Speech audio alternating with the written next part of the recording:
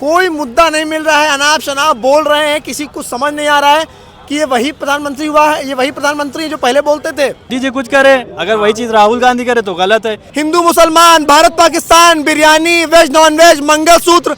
मोदी ने भाईचारगी खत्म कर दी है, एकता खत्म कर दी है, हिंदू मुस्लिम कर रहे हैं, मंदिर मस्जिद कर रहे हैं। ना हिंदू खतरे में, ना मुसलमान खतरे में, मोदी हिंदुस्तान खतरे में। अहंकार तो रावण का भी नहीं रहा, नरेंद्र मोदी का भी नहीं रहेगा। जो हर तूफान से टकराए मैं वो आंधी बनाऊंगा, नए अंग्रेज आए हैं नया गांधी बनाऊंगा।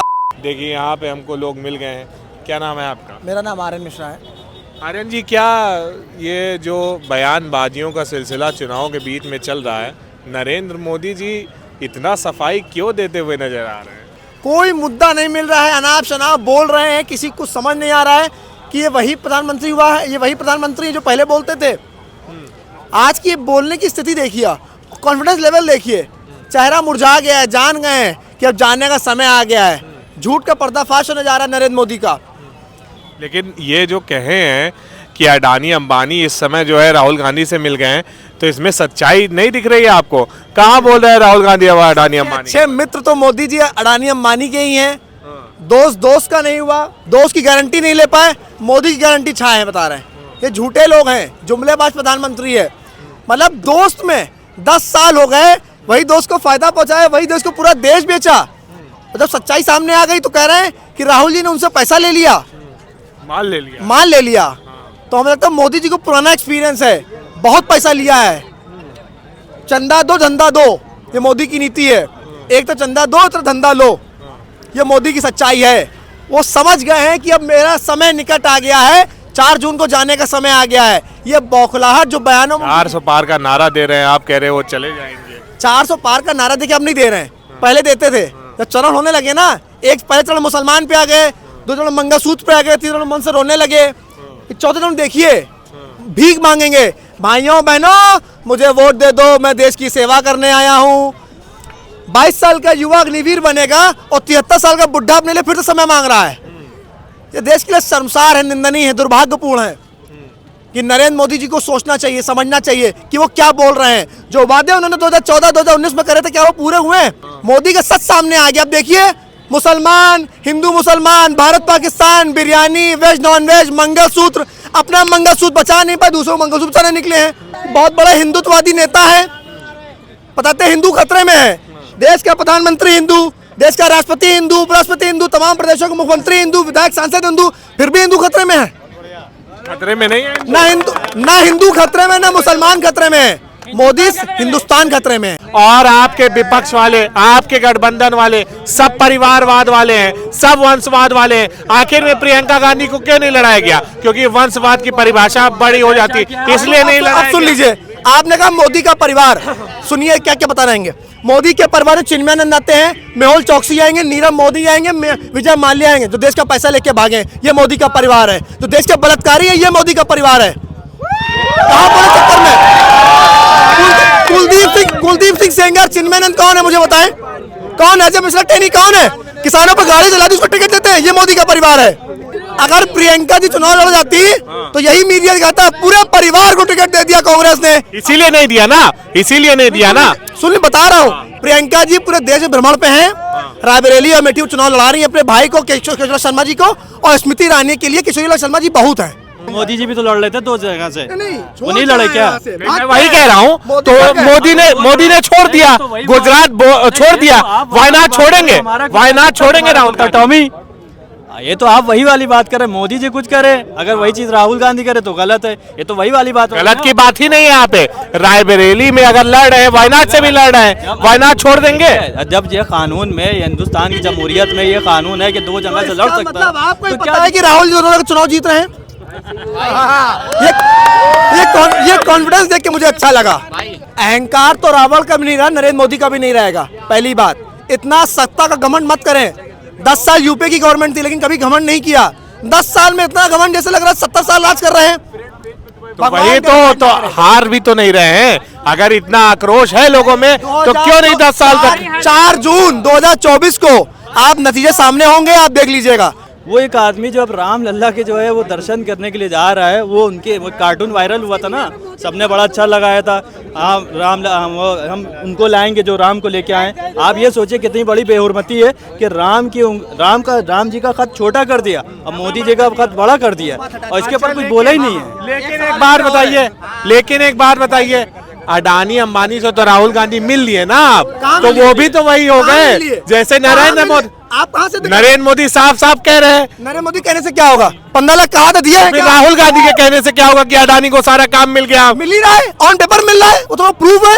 एयरपोर्ट किसको दिया? मोदी ने भाईचारगी खत्म कर दी है, एकता खत्म कर दी है, हिंदू मुस्लिम कर रहे हैं, मंदिर मस्जिद कर रहे हैं। ये चीज, ये सवाल आप लोग करिए, जनता नहीं करेगी। कौन सा दंगा हो गया हिंदू मुस्लिम में पिछले 10 साल में? कौन सा दंगा हुआ? महंगाई की बात आप लोग नहीं करते हैं। महंगाई, किसान वहाँ खड़े हैं, आप लोग बात करिए, पूछिए इनसे सवाल, सरकार से बोलिए ये चीज। महोदय, युवा जाग चुका है, ये मोदी भक्त नहीं है, ये देश का युवा है, ये भविष्य के भगत सिंह है। पंगा मत लीजिए, देश का युवा जाग चुका है, मोदी भक्त तो मिलने वाले नहीं है। आप बता दीजिए ना, 10 सालों में कौन सा हिंदू मुसलमान के नाम पे दंगा हुआ है? 24 घंटे हिंदू मुसलमान हो ही रहा है। खुद जब आपने जो है अंबानी और अडानी का समर्थन किया है, तो आप ये दूसरे को कैसे कह सकते हैं? व्हेन यू जो चीज़ आप खुद कर रहे हैं वो आप दूसरों को कैसे कह सकते हैं? आपने क्या नहीं किया? क्या बीजेपी गवर्नमेंट नहीं उद्योगपतियों का समर्थन कर रही है, अंबानी अडानी? और आप देख रहे हैं कि गरीबी बढ़ रही है और इकोनॉमिक डिस्पैरिटी हो रही है, रिच एंड पुअर के बीच में गैप क्रिएट हो रहा है। तो ये पहले से नहीं था, आज नया है। युवा है, देखिए पहले से मोदी का भक्त नहीं, पढ़ा लिखा युवा इतना है। नहीं है। देखिए पहले से हो रहा था, लेकिन इतना नहीं था जितना अब हो रहा है। ये सरकार जो है, असल में देखिए क्या बात है ना, कि एक होती है पढ़े लिखों की सरकार और एक होती है कि ऐसे ही कुछ भी उठ के आ गए और बोल दिया। आप कांग्रेस में देखिए, सारे बंदे थे, सारे लोग पढ़े हुए थे। अपना साथ अडानी का विकास है, सबके बच्चे पैदा करे, विकास पैदा ही नहीं हो पा रहा है। किसी ने कहा था कि नोटबंदी से जो है ब्लैक मनी एक तुर्क और आतंकवाद पे प्रतिबंध लगेगा, कि आतंकवाद को जो जिस तरह से जो नोटबंदी होगी, जो जितना पैसा जो आतंकवाद तो खत्म हो गया ना, आतंकवाद पे तो खत्म हो गया है। रोज इतने लोग मर रहे हैं, आप कह रहे खत्म हो गया आतंकवाद? कहाँ आतंकवाद खत्म हो गया? फंडिंग खत्म हो गई ना, आतंकवाद की फंडिंग खत्म हुई ना। नक्सलियों का हमला आज भी होता है छत्तीसगढ़ में, बस्तर वगैरह में आज भी हमले होते रहते हैं। वो तो बहुत हाँ बताएं। जो हर तूफान से टकराए मैं वो आंधी बनाऊंगा, जो हर तूफान से टकराए मैं वो आंधी बनाऊंगा। नए अंग्रेज आए हैं, नया गांधी बनाऊंगा। नए अंग्रेज आए। 1 मिनट सुनिए, 150 साल हो गया गांधी जी का। जब हुआ तो नरेंद्र मोदी ने ही पता नहीं कितने विदेशों के कितने गायकों, सुनिए सुन लीजिए, पता नहीं विदेशों के मशहूर गायकों से उनके लिए वो भजन गवाया था। और आप कह रहे हैं उससे पहले उसके आप कहा गांधी जी के इससे पहले कुछ काम हुआ गांधी जी? नहीं, सुन लीजिए, बहुत अच्छा था। मुगलों ने, अरे सुन लीजिए,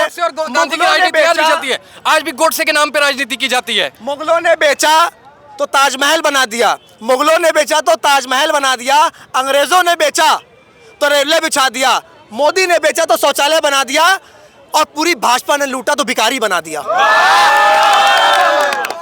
तो देखिए, जैसा कि हम आपको बता रहे थे कि नरेंद्र मोदी का बयान जो था, उस पे प्रियंका गांधी ने चाहे जो कुछ कहा हो, लेकिन जनता ने जम के धोया है और ये बता दिया है कि आप जो ये जुमले दे रहे हैं कि अडानी और अंबानी वाला जो भी आपने जुमला दिया, उससे पहले भी कई जुमले आपने दिए हैं, वो कितना सही है। जनता पर जिसके लिए आप जिस पे असर करवाना चाहते हैं, उस पे कैसा असर हो रहा है, ये जनता यहाँ पे थी और इसने साफ तौर पे बता दिया है कि उन पे एक भी कंकड़ तक का असर नहीं है। बॉस, अभी देखिए जौनपुर वगैरह में जो है धनंजय सिंह का मसला हुआ, जहाँ भी जो है लग रहा है बीजेपी को कि खतरा है, वहाँ लोगों की टिकट वापस करवा दी जा रही है, उनको धमकियाँ दी जा रही हैं कि NIA भेज दिया जाएगा। लोगों को जो है ED एनफोर्समेंट डायरेक्टरेट नाम की कौन सी बल आ गई है जो लोगों को गिरफ्तार कर रही है। जो देखिए, जिन अपोजिशन लीडर से, जिस विपक्ष के नेता से बीजेपी को खतरा होता है, उस पर जो है मनी लॉन्ड्रिंग का केस लगा के उसको ईडी के जरिए गिरफ्तार करवा दिया जाता है। क्या ये लोकतंत्र है? मुझे तो डर इस बात का, लेकिन सुनिए, इस बात का है कि अगर 10-15 साल बीजेपी और रह गई तो मुझे डर इस बात का है कि लोकतंत्र खतरे में पड़ जाएगा। लोकतंत्र खतरे में है या नहीं है, ये 4 जून को पता लगेगा, क्योंकि विपक्ष ने कह दिया है कि संविधान खतरे में है, लोकतंत्र खतरे में है, लेकिन नरेंद्र मोदी कह रहे हैं कि ऐसा कुछ भी नहीं है।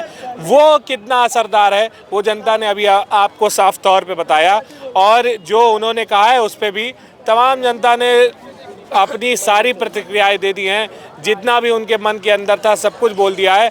अब आप भी बताइए हमको कमेंट सेक्शन में कि आप क्या कहना चाहते हैं, और अगर ये रिपोर्ट आपको अच्छी लगी हो तो लाइक शेयर सब्सक्राइब जरूर कर दीजिएगा, बेल आइकन दबा दीजिएगा, नोटिफिकेशन आ जाएगा।